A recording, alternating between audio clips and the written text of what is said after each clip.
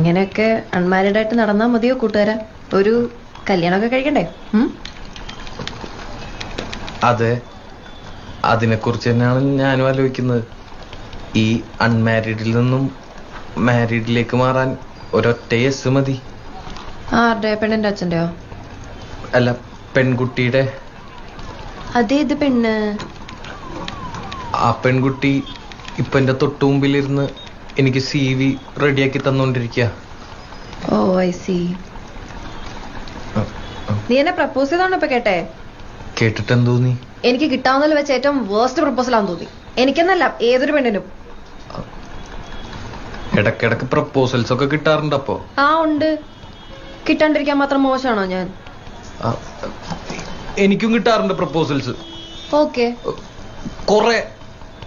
ആയിക്കോട്ടെ. ഇതെന്താണിത്? എന്തു പറഞ്ഞാലും ഒരു കുലുക്കമില്ല.